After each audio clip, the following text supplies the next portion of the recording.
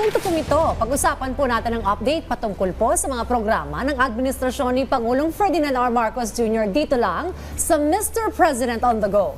Una nga po dyan mga kababayan, nasa 2,300,000 mga Pilipino na yung natulungan ng bagong Pilipinas Servicio Fair.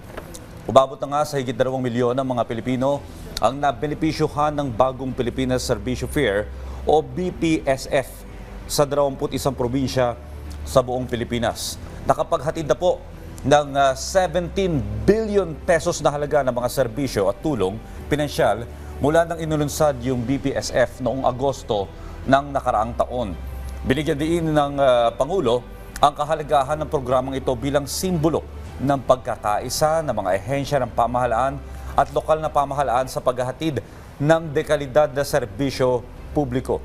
Sa isinagawang BPSF Agency Summit 2024, pinasalamatan po ng ating Pangulo ang mga lingkod bayan at kawani para sa kanilang dedikasyon at hinikayat silang ipagpatuloy ang kanilang pagsisilbi para sa kapakanan ng bawat Pilipino. Ang kagandahan po dito sa programang ito, yung bagong Pilipinas Servicio Fair, ay inilalapit po dun sa ating mga kababayan, yung serbisyo po ng pamahalaan.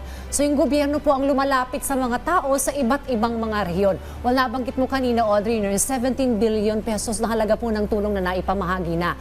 Well, bahagi po nito yung 12 billion, yan po yung worth of various government services, at nasa 5 billion pesos naman po yung halaga ng mga financial assistance na ipamahagi na po sa ating mga kababayan.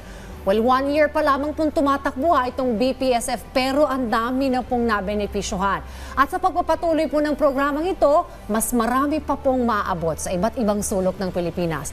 Ayon po sa Pangulo, para po sa ating mga kababayan ang bagong Pilipinas Servicio Fair. At aniya, sa pamagitan po ng BPSF ay naway nakatulong po ang gobyerno upang makabuti sa kabuhayan ng mga Pilipino. At yan po muna ang update patungkol sa mga programa ng Administrasyong Marcos Jr. hanggang sa susunod na Mr. President on the Go.